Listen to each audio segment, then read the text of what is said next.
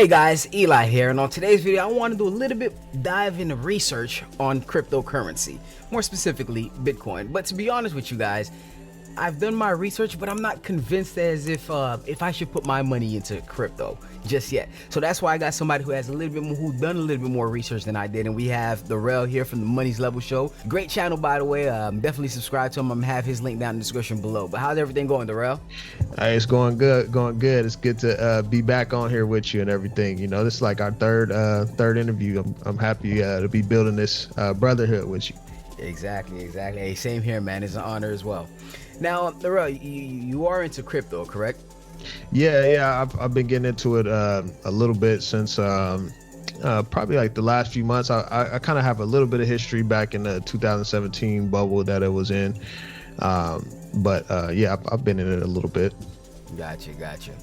Now, you have a hard and tough job here, Darrell, because right now you have to. Your job in this interview is try to convince me to deposit some money into cryptocurrency. All right. So I don't know too much about it. I haven't done that much research, but you're gonna pretty much be the one that convinced me to actually buy crypto, and it's gonna also help out for anybody else that's watching as well. Yeah, that's gonna be a tough job, cause then you got the Bitcoin fanatics that they may chew me out too, so you can chew out on either end. Exactly, right? So Darrell, why Bitcoin? Behind your thought process, why did you decide to be like, all right, hey, you know what, Bitcoins is a place to go? Yeah, so originally back in 2017, a friend of mine, he was telling me about it, and he was heavily into, he bought some of Bitcoin, but then he was heavily into Ripple as well. And during this moment, that was when it was in the boom. You know, I kind of got in, I was like, okay, let me put some money in, you know, and I made quite a bit of money, but I remember he made about 50,000 off of Ripple. He didn't sell it. And then it went back down, and I was like, man, why didn't you sell it? You know, and it was a lot of speculation during that time. Like, everything was so confusing. I didn't know, you know, what it was about. You know, I was like, okay, blockchain, what the heck is a blockchain? You know, what is, you know, it just used a lot of terms, you know, how the heck do you mine a Bitcoin, you know, stuff like that. So as of recently, you know, I began to like really listen to some of my favorite economists that talk about this stuff, that talk about macroeconomics, talk about Bitcoin. And the biggest thing for me was like, okay, like we see that the Federal Reserve is printing a lot of money. We see that the value of the dollar is going down. And historically, obviously, gold is reigns, you know, and I'm more of a gold bug than a Bitcoin bug. But Bitcoin, like, it has so much asymmetrical opportunity. Just how you see how much it increases, like, really fast, you know, and we don't see that as much in gold. You know, I think we were talking the other day, and Bitcoin was at, you saw it was at like 11K. And then you came back, you was like, hey, we need to do this interview, this and that. And then we talked the other day, you was like, I didn't know it hit 18,000. You know, and it was like, yeah, Bitcoin moves really fast. It's a lot of speculation. So outside of speculation, Bitcoin, for me personally, is that I feel that our civil liberties are constantly being under attack. And a lot of this is due to us having central bankers that are printing money. They're the ones that determine what the money is. You know, we have no say in that. These people aren't elected, they're selected, and they pretty much control the economy in the sense of like what they determine is money. And so for me, it's like, okay, that's dangerous because they're devaluing the dollar by continuously printing, and then, you know, they debase by taking silver out of the coins and making copper and nickel into it. And so I just have a big distrust for government. I mean, our government's fiscally irresponsible, so I have a big distrust for them. And and that is why I like to have money out of the system. Obviously, gold and silver is one of those ways to have money out of the system, you know, having it in your physical possession. But Bitcoin is one of those as well, because it keeps in a ledger, but the ledger doesn't necessarily reveal who you are.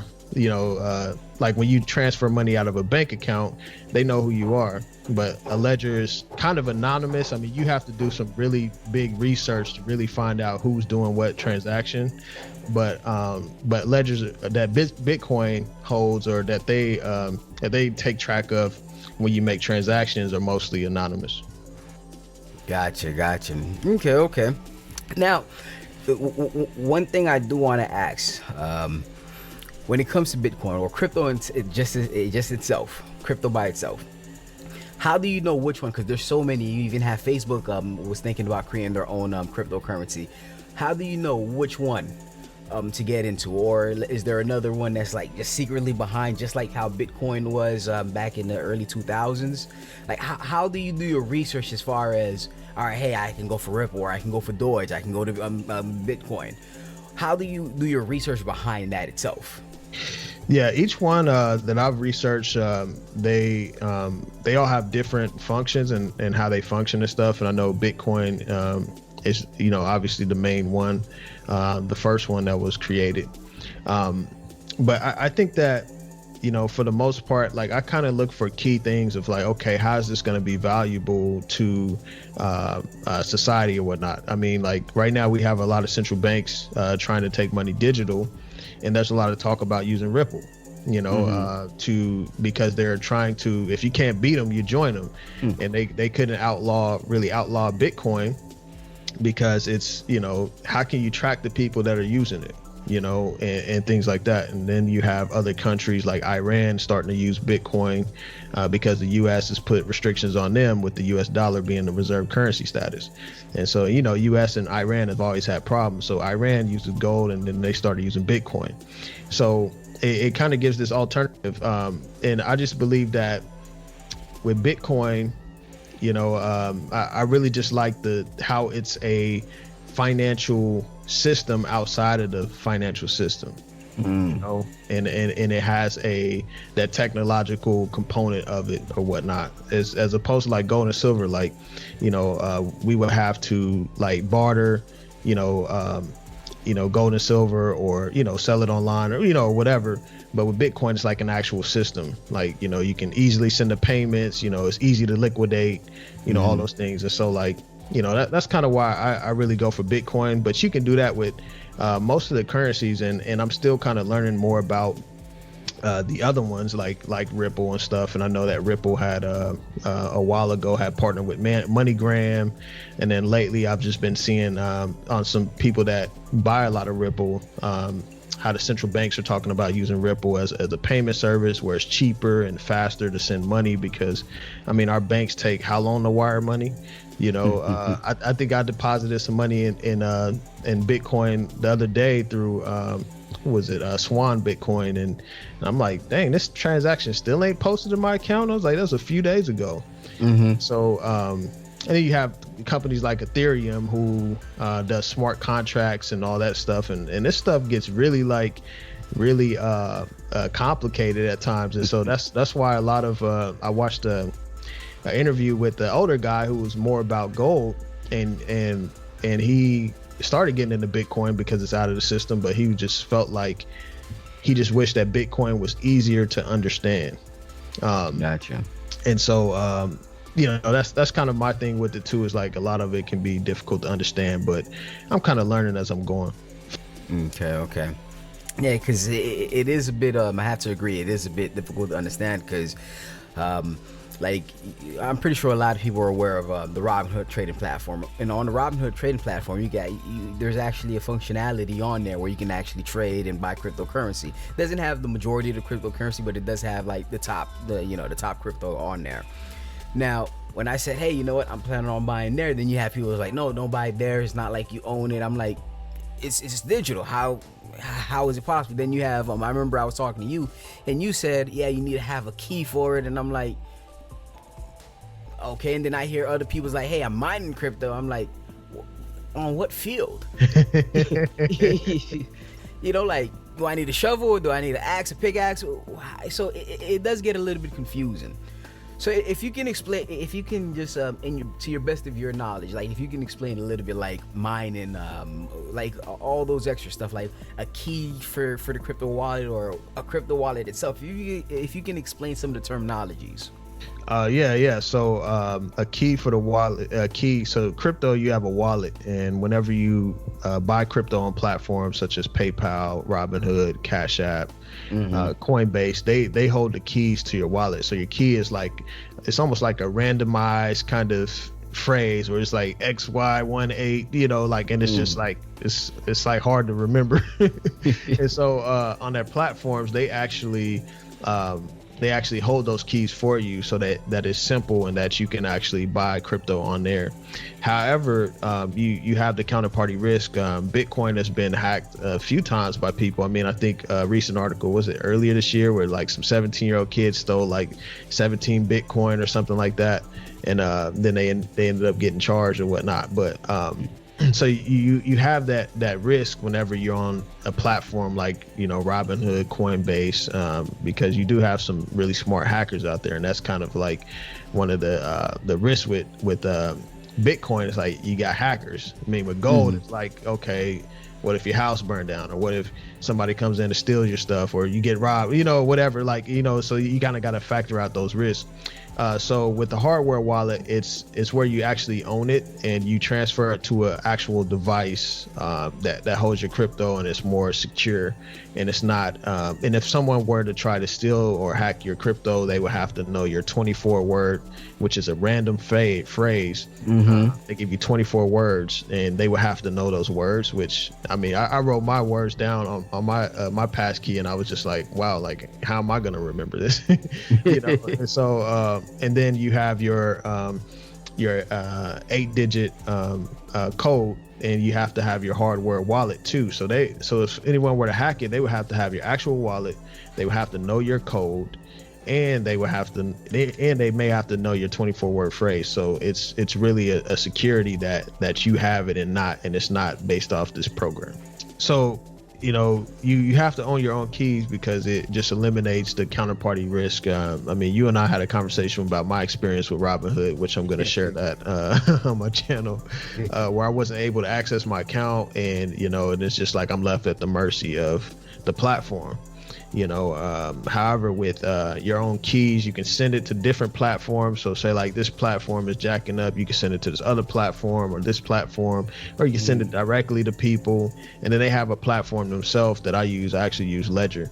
And so it just makes it more secure, and you're not having that risk of someone controlling your stuff and all of that. And so, yeah.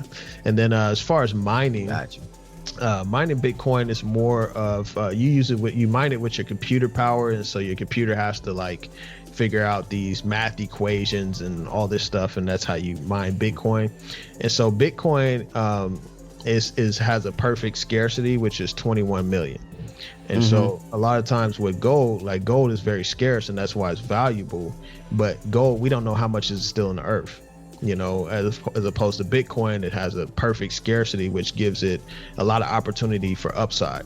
Because if right now a lot of institutional money's coming in, PayPal's buying a lot of the newly mined coins. I think they're buying, I forgot how much a percentage. I think Square has been buying like 30% of the newly mined coins, and things like that. And so it's kind of strange how they set it up. The guy that created it was named Satoshi Nakamoto, and he created under fake alias. And there's like a lot of history with digital money where people have been prosecuted for trying to create their own cash and their own digital cash and stuff like that. I mean, this goes back to the 90s.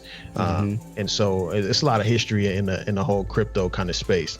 However, Bitcoin's supply reduces every 4 years. So right now you have, I believe it's I think it's 900 Bitcoin a day being mined, and then it reduces in 4 years to 450, and then it cuts by half until there's no more Bitcoin to be mined, and then it's at 21 million. And so so you have a lot of institutions that are buying up the newly mined Bitcoin, and when you think about PayPal and Square like investing their money in it, And it's like, okay, this has a lot of institutional wealth kind of coming into this space. I mean, I think one of the companies, Micro Strategy, they have a stock. They're putting money in Bitcoin. One company put like 525 million in Bitcoin. And so it just really like you have a lot of people that are getting behind it. You know, they're tired of like, you know, the U.S. having a reserve currency and this old system that we've been on for a long time, and people want a little more freedom, and so they're jumping into the crypto space. Okay. Now I do want to ask, because a lot of people, they do believe that the new currency, you know, the upcoming currency, because we all know currency doesn't last forever. So the new currency going further, the new reserve currency is going to be cryptocurrency, or some way, shape, or form crypto. So what risk does that take for something like Bitcoin? Because like I said, there's plenty of other cryptocurrencies out there. You got Doge, you have Ethereum, and you also have Bitcoin itself. What risk would it have on a Bitcoin or other cryptocurrency if, like, let's say a country or the world creates its own standard crypto, and say that's the new currency? Let's say the US crypto dollar, or whatever it may be, or the world's crypto dollar. What risk would that have? Because of course now everybody's going to see that as like the new currency to actually use. What risk do you see as far as Bitcoin or any other currency if that were to happen? Yeah, I mean, I really see no risk in the sense of, and when I say this, you know, if the risk is there, it's mostly due to people that are not aware of the benefits that Bitcoin has, that cryptocurrency have, and that is being out of the system, because our current system, they can create a cryptocurrency, but it's still our current system where we have no say in what they say is money. You know, and historically money has been valued between two people. So like if I come to you with wheat and you give me corn, that was used as money, and we determined what was money, and it was based off what was valuable for us. So with the, you know, with governments making cryptocurrencies and stuff like that, I think that they are not necessarily, I mean, they're still the government, they're still like corrupt, they're still printing money, they're still, you know, it's still the same entity that's doing the same thing, they're just doing it in the crypto space. So if people are continuously building this distrust as they get educated, they're building this distrust for the financial system, they're going to want to have their money out of the system, and they're going to say, this is what we determine as money, which is Bitcoin and crypto, where we can actually, you know, not have, you know, the government watching our transactions, or stuff like that. And so the people decide what's the money. And lately, not lately, but historically, the Federal Reserve has been deciding what's the money, you know, and since they were enacted in the early 1900s. And so it really, I think that it doesn't necessarily pose a risk, because the more people that are waking up to, you know, what's happening, you know, in the economy and with our monetary policy and stuff like that, and our government being fiscally irresponsible, they're going to want to look at other methods and other ways outside of the system, which include gold, silver, and Bitcoin. Gotcha. That makes sense. Now, as far as we talked a little bit about Robinhood and the fact that you are able to trade currency on there. Now, why would it be better to do it that the other way, like through Coinbase and things like that, or just trade it on Robinhood like it was a regular stock? Mm-hmm. Yeah, so Coinbase, actually, I mean, they charge a fee for every time you buy it. And Robinhood may have some fees or something, but I mean, you can't necessarily see it if it's there. I mean, because then you got the volatility of Bitcoin going up and down, you know, by the second. So it's like, you know, how many fees are they able to get, you know? But Coinbase gives you the ability to actually send your crypto once you buy it, to send it to your actual hardware wallet. Gotcha. Robinhood does not give you that ability. I mean, you go on there and you buy it, and it's just it's just there, and you just watch the value go up, and you can either buy or sell it, and you can't necessarily send it to your hardware wallet. You can't send it to another platform and things like that. But you know, sites like Binance and I think a friend of mine uses Bittrex, and you have Coinbase and these other platforms.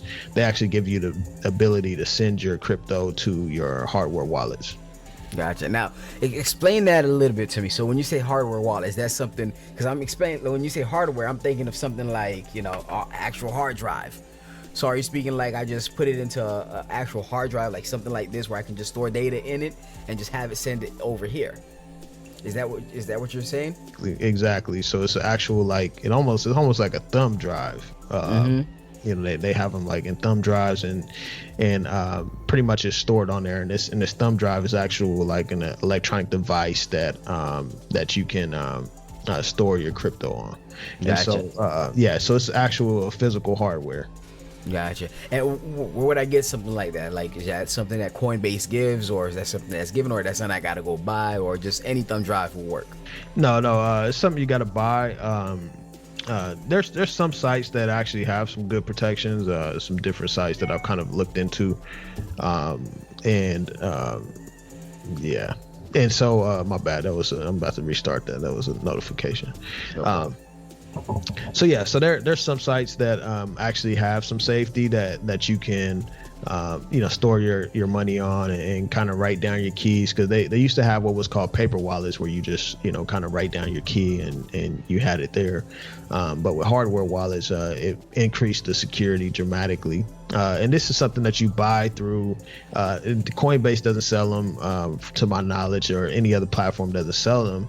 And that's why you go through Ledger, and I think there's a couple others that I looked at. I forgot the names of them, but I was kind of researching how they kind of had some glitches and stuff, and then those glitches can put your money at risk for hackers and things like that. And so you have to buy it through another platform, which is like, and they usually have their own platform within it. Like Ledger, I can send, receive, check my account, just log in, check my account. I could download the app on my computer, download the app on my phone. And it's not something like I can download the app on my phone or computer, and I can actually check my balance and check, okay, did my crypto go up? What did it do today? But I can't actually do anything with it unless I plug in the actual hard drive to the computer. Yep, and type in the codes and stuff.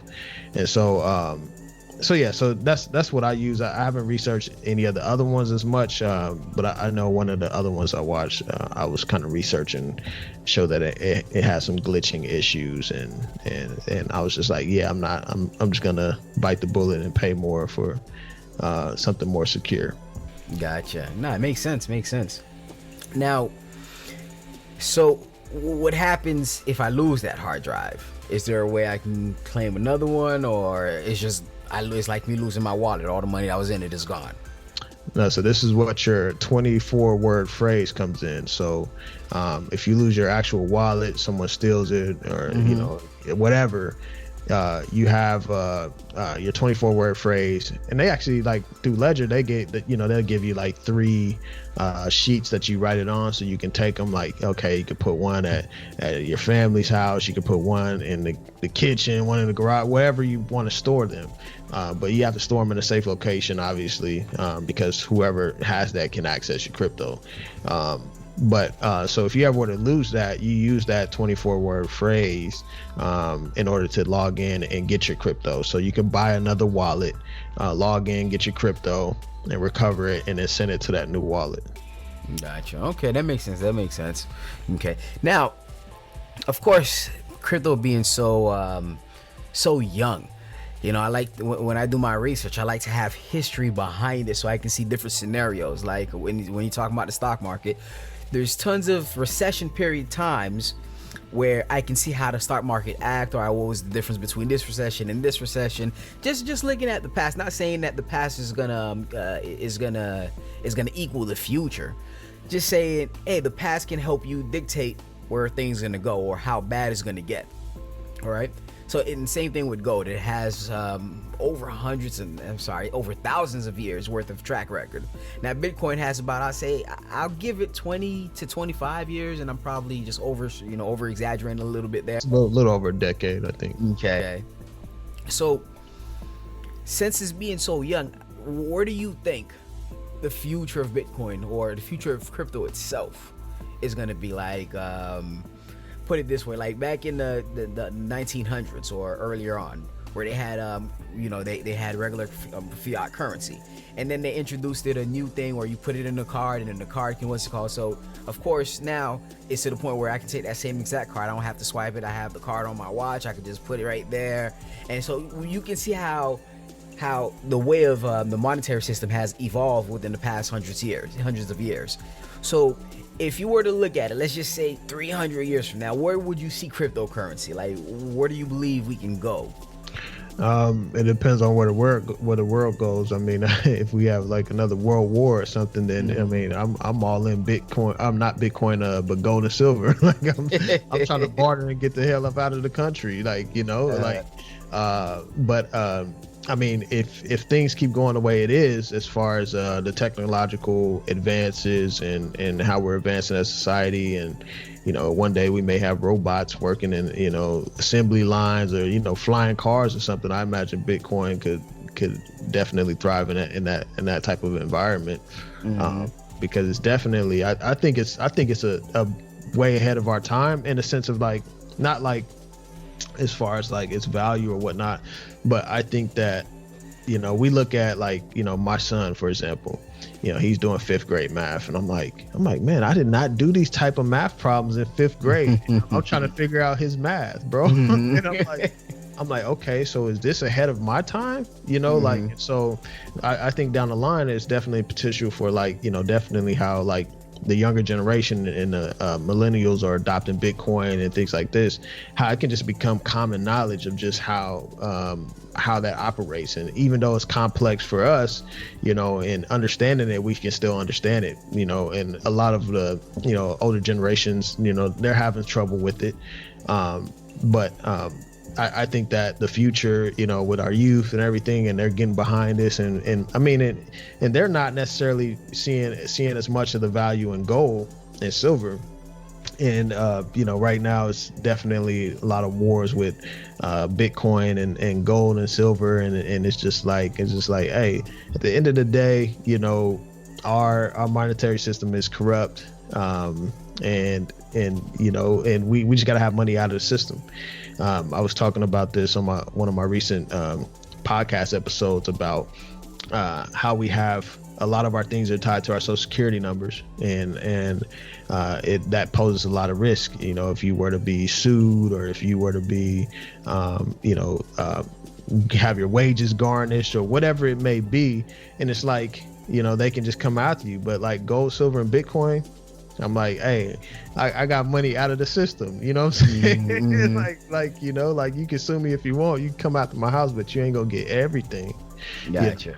And so, and so it has a lot of benefits, and that's kind of just like where I'm at with it. You know, a lot of times there's this gold versus Bitcoin war, and it's just like, hey, at the end of the day, be diversified, you know, and eliminate as much risk as possible, because, you know, I mean, you may want to have a little Bitcoin. I mean, Satoshi Nakamoto, he said you may want to have a little bit in case it, you know, it might hit $1 million or something. I mean, so you have these speculators that are coming in like it's gonna hit 150K next year, you know, like, and it's some big predictions. I mean, same thing in the gold space. You have people that are like, oh, gold's gonna hit 40K an ounce, you know, you know, and so it's just like, hey, well, for me, I feel like the risk, the rewards outweigh the risk, in the sense of like, you know, I mean, I don't have like a whole Bitcoin. I don't have like, you know, 16,000 in there, and then it drops, and then it, you know, and then it goes 3,000 or whatever. Like, you know, I do have a few hundred in there, and I'm putting more in there, you know, hopefully it'll be up to a few thousand, you know, dollar cost averaging or whatnot. But I think that, you know, it's more, I think it's more potential for it to go up. It's an asymmetrical bet. And we've seen that, you know, in 2017, you know, it hit, you know, 20K. It's already back there, you know, and it's, okay, this could go up to 30K, and now you got. Hold on, is that 20K now? No, it hit it the other day. I think it got close to it the other day. It's like about 19 something. Oh, seriously? Oh, yeah. Wow. And so then you have a lot of institutions that are buying into it, because before it was just viewed as a scam. You know, it's like, oh, Bitcoin's a scam, government's trying to ban it, all this stuff.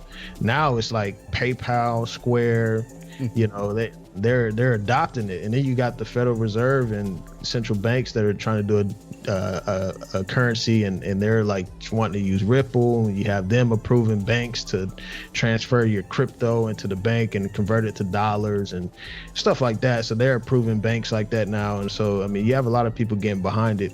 I mean, I do think that the government, you know, wants to know who's bringing in what.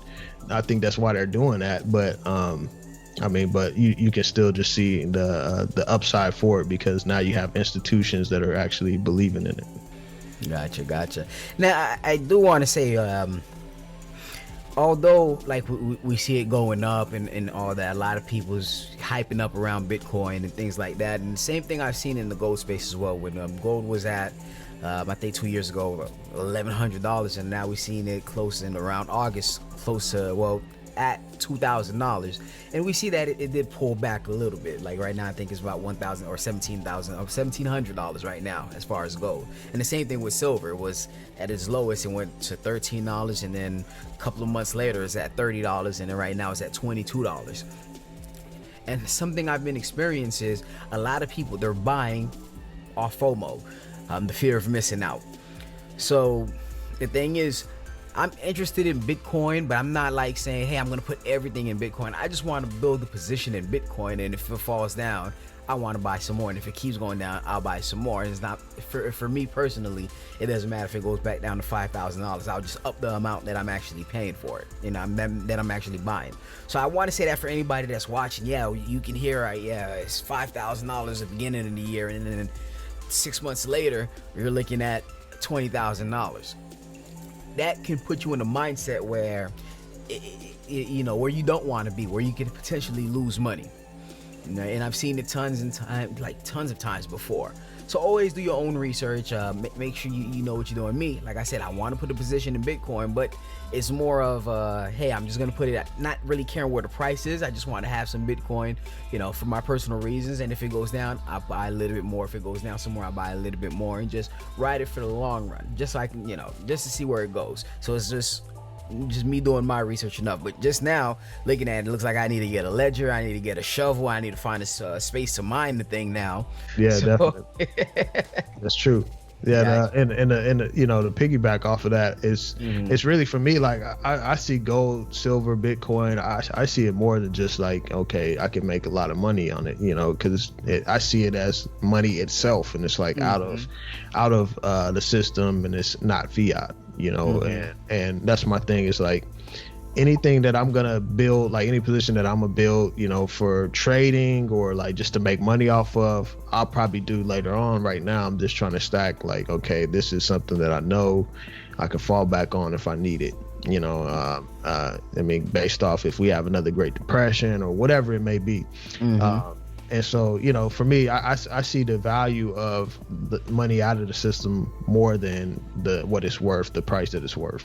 No, you know, of course. Like, even for gold, like, I mean, I'm buying gold a little bit cheaper now. If it goes up, you know, a few $100, and it's like, I'm not finna sell. Like, like it's not. It's like, hey, this is something I'm thinking about passing down to my kids and stuff like that. You know, and something that they can have that's out of the system. So. That's my thing. It's just like, it's more than just like the value or the price of it going up. This is something that can pass down to your kids, your grandkids, or whoever. And as long as you educate them on money, then you can be able to help them have money out of the system and stuff. Well, Darrell, that's pretty much it. Appreciate it. Thank you so much for taking the time out your life to actually come and share something with me, because I really wanted to know about this.